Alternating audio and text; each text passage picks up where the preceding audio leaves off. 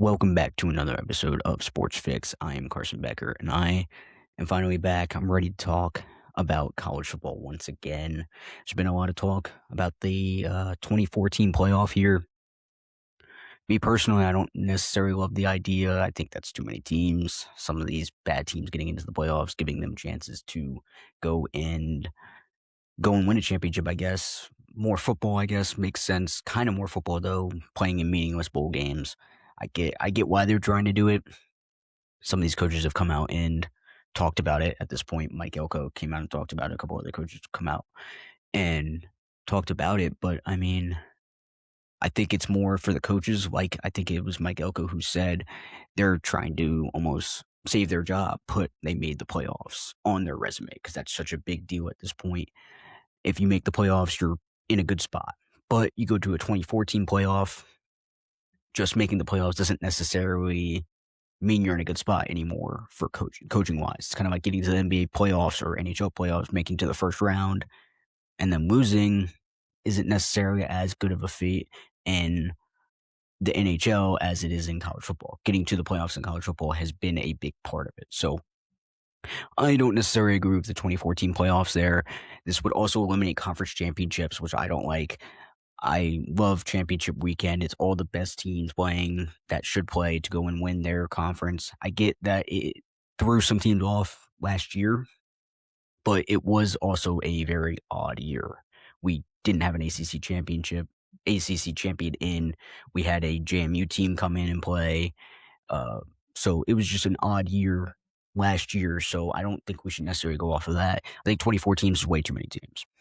Way too many teams is basically what I'm trying to say. It's way too many teams. So I think at the moment the 12 team is kind of perfect.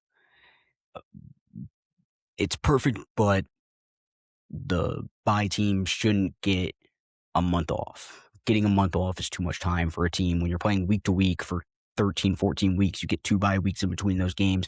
You're pretty much playing every single week, and then you sit for a month at the end of the season when it's a win or go home game. Doesn't make sense. So I think we should change that part of the 12-team playoff, but keep it at a 12-team playoff. Now, it's still going to be a 12-team playoff for now, but they've been talking about 24. You saw college basketball, March Madness. They put more teams in. Now they put it more into the play-in game, so it's not necessarily changing up the tournament, which is good, but college football can't necessarily do that as well. So I think it's more of keep it at 12 teams, and it was good. Last year, it was kind of a crazy year, but other than that, it has been good. It's been good. And obviously, like a Notre Dame team not making it, there's always going to be teams sitting out. Now you're going to have other teams that are just as good as some of the teams that get in that should get in. So no matter what, you're going to have teams sitting out. But we're going to look at now what the matchups would have looked like in a 2014 playoff last year. Now, so some of the seeds are different because no conference championships. So teams only played 12 games. There's no conference championships or anything like that. And I also, kind of based it off of my predictions, based it off of how teams played last year and who they played if they played in a bowl game. So the first matchup, one of the first matchups, the first round would have been UVA and USC. UVA would have been a 17 seed. USC would have been a 16 seed. According to this article from ESPN, you can go and look it up. 2014 playoff, what could have been 2025. So UVA was a good team. They went to their conference championship, lost to Duke. So they were a good team. I wouldn't have minded seeing them in, but not in a 12 team, obviously. But they were 10-2. They would have played a USC team that was 9-3. USC had 3 losses, but they had 3 pretty good losses. They lost at Illinois by 2. Illinois went down to kick the game-winning field goal to beat them. They lost by 10 to Notre Dame, which Notre Dame was a pretty good team. And then they lost at Oregon. All those games on the road, and they lost to Oregon by 15. Oregon was a good team at that point. So 3 really good losses, but that USC team was not nearly as good as their record showed. USC was a good team sometimes. Other times they were very bad. They struggled very much throughout last season, and it showed in some of the games that they did win in close games. So not necessarily a good team to make it. UVA was a good team, probably not a playoff team. So, that would have been that would have been a struggle there. And this game would have went on. Ohio State would have technically been the 1 seed in this particular playoff. They would have been undefeated, and so this team would have went on to play Ohio State in the next round. Either one of these teams is getting probably stomped by Ohio State, probably just based off Ohio State's offense. If their offense was playing well, they probably would have put up a lot of points. Obviously, their defense would have probably shut down these teams pretty well, but their offense was so hit or miss that it maybe could have been a close game with maybe USC, or UVA, honestly. But that would have been one of the matchups. Okay. Another matchup, 24 seed here would have been North Texas at 11-1, and the 9 seed would have been Alabama. I think we all know what would happen in that game. I think Alabama would pretty much beat up North Texas in that one. North Texas was 11-1. They were very good, won their conference, all that stuff. And Alabama 10-2. Obviously, we saw Alabama would go on to still play that Oklahoma team. So based on that, we'd have Alabama beating North Texas, and then Alabama beating Oklahoma like they did anyway. So that wouldn't have been a big change, but North Texas gets in instead of like a JMU team doesn't necessarily get in. So based off this, and then another matchup, you would have put 21 ranked Houston, who was 9-3, up against Miami in the first round. So Houston, even though they were 9-3, they play in the Big 12.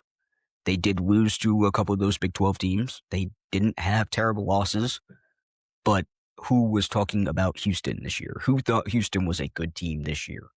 Even though they were 9-3, who actually spent time looking and watching Houston and saying, okay, Houston is good enough to be a playoff team? Nobody. Nobody took a second look at Houston. Not even a third, fourth look at Houston. And this game would have been a slaughter. Miami would have destroyed Houston. Houston might not even been able to move the ball past the 40-yard line, honestly. I mean, Miami's defense at that point, going based off how they played in the playoffs last year, that defense would have destroyed Houston's offense. Wouldn't have been a close game. So that's not a good playoff game. I know this is all just based off last year, which was a weird year, and we're not going to a 2014 playoff yet. But if there was a 2014 playoff, you're looking at a Houston team getting beat up by Miami. People were talking about how they don't like all these blowouts with Tulane and JMU and all these teams, but 2014 playoff, you're getting the same thing. No matter how playoff goes, there's going to be blowouts in college football. It happens. It's happened every single year in the playoffs. There hasn't been one playoff that every game has been close all the way through. There hasn't been one. There's always a team that's not going to perform how they should perform, or that a team's just going to be such an underdog that they're not going to be able to beat the team they're playing. So a Houston team makes the playoffs. That just would not have been a good game. And Miami, who I would assume would win, would go on to play Oregon. And at Oregon, I think Miami would go and beat that Oregon team in Eugene just because of that defense. That defense was crazy in the playoffs last year. Based off that, I would have them beating that Oregon team. Oregon's offense really struggled at the end of the year. Yeah, they went and put up 42 points on JMU, but after that, they played Texas Tech. Who they play? Whoever they played, their offense did not look good for the whole first half of that game. Their offense did not look good in the Indiana game at home. I mean, just a couple of games last year, they did not look great. So I would have Miami winning that game. I think Miami, again, would probably go on a nice little run. That defense really just carried them, and their offense did everything they needed to do. So you have that. You have Tulane, made the playoffs anyway, 10-2, and they would be playing at Texas. Texas 9-3. Texas was a good team. They were a good team. They lost to Texas A&M at the end of the year. Lost to a couple other teams throughout the year. Arch Manning kind of was up and down, but by the Texas A&M game, he did play pretty well. Or I guess they beat Texas A&M, not lost to Texas A&M, sorry.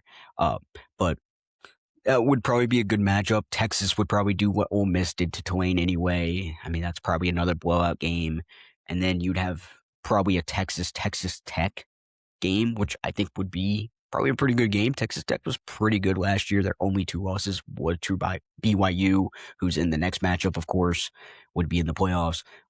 So, I mean, Texas Tech was a very good team. I think they could have given that Texas team a run for their money. there, so that could have been a really good game.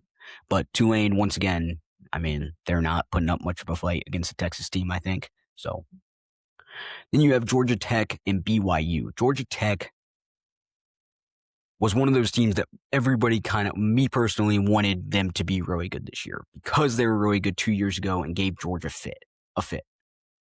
Now, this year, they also gave Georgia a pretty good fit at the end of the year. They just seemed to play that Georgia team really good. But this was not the same Georgia Tech team. This Haynes King, Jamal Haynes team they weren't nearly as good as they were 2 years ago.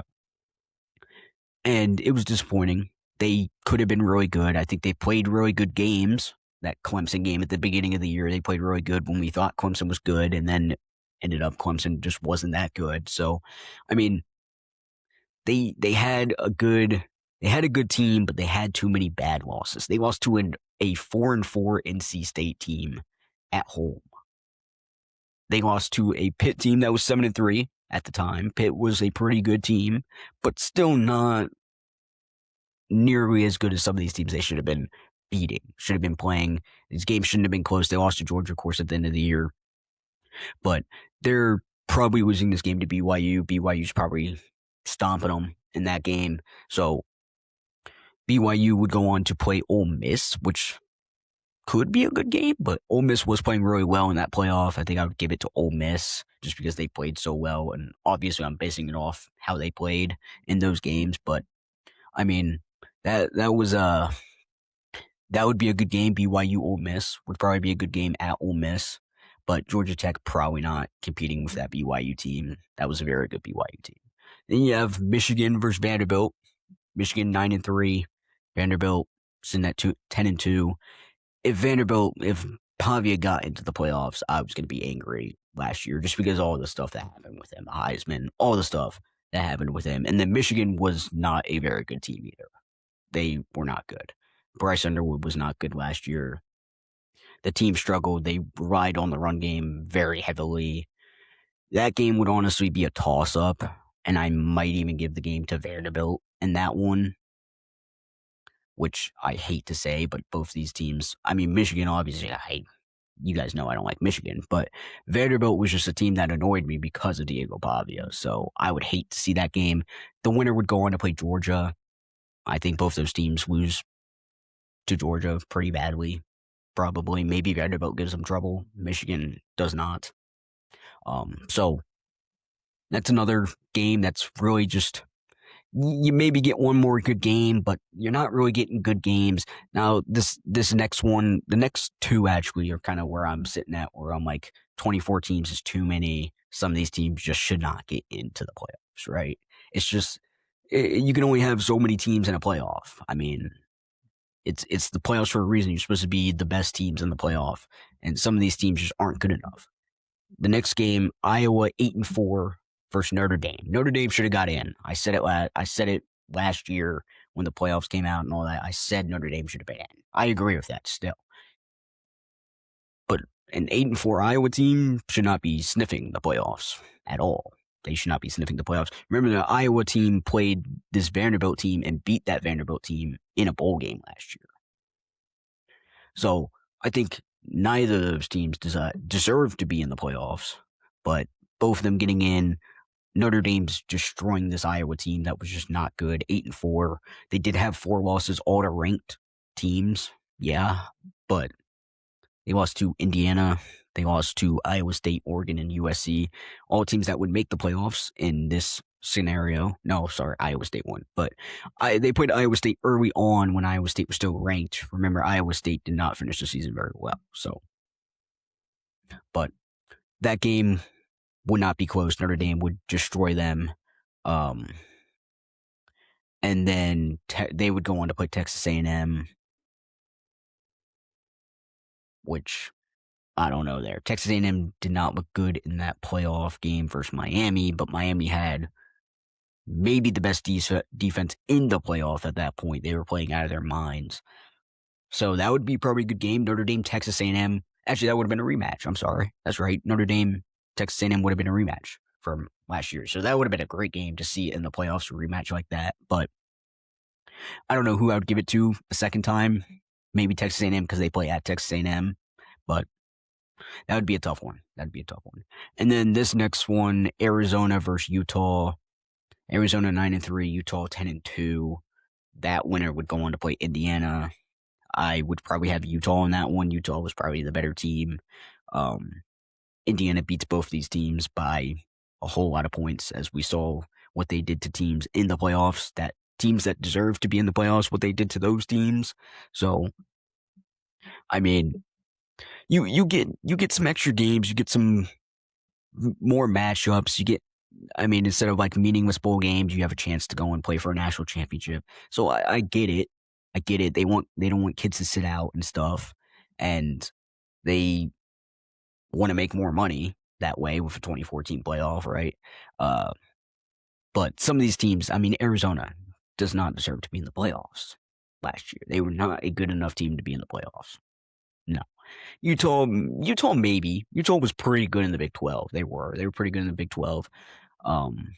But probably not good enough to be a playoff team, and they would get absolutely stopped by an Indiana team. So that's just my thoughts on the 2014 playoff. I just wanted to get on here. I know a lot of people have been talking about the 2014 playoff expansion. Coaches have been saying a lot of stuff. They want to save their jobs. They want to do this. If they get into the playoffs, they can put that on a resume and be like, all right, well, I made the playoffs, so you can't fire me. Well, you expand to 24 teams. I think making the playoffs isn't necessarily going to guarantee you a job. So there's that. But I want to get on here, talk about the 2014 playoff. And then one more thing just before I finish off this video. If we started with, I saw a post on Instagram and I found it pretty interesting. If we started with a 2014 playoff, so if we had it back in 2014 when we started the playoff, 80 different teams would have made the playoffs. That's a lot. That is a lot. But some of the teams that would have made the playoffs is maybe even crazier. Now, this has, obviously, it would have never happened this way, but it was just cool to see what would happen if we had a 24-team playoff. Iowa would have made the playoffs 6 times. I don't think any of those 6 times I would have put an Iowa team into the playoffs. Maybe the Cooper DeJean year, but other than that, they still had no offense. They're still getting smacked by almost every team they play. So that's interesting. NC State would have made it 5 times. Northwestern would have made it 4 times. How about this? Navy would have made it twice. Now, look back at those Navy teams that were like 12-0 or 11-1 or whatever they were. They lost to Army at the end of the year or whatever. Also, Army would have made it once here. Louisiana Raging Cajuns would have made it twice if there was a 2014 playoff. And then Western Michigan, remember they had that one year, rowed the boat, whatever it was, they would have made a playoff one time.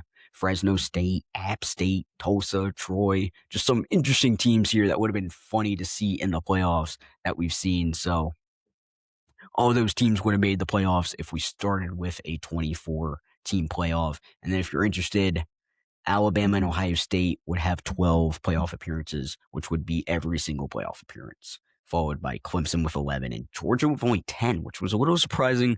I don't know when they would have missed it. I don't know when they were that bad. I can't think of back to a time when they were that bad, but Notre Dame would also made it 10 times, Oklahoma 9, Oregon 8. So some good teams that would made it a lot. Alabama, Ohio State would have made it every single year, which is very interesting as well. So just had to get on here, talk about the 2014 playoff, give my thoughts. But that's all I have for this episode of Sports-Fixx. Thank you for watching. I will see you next time.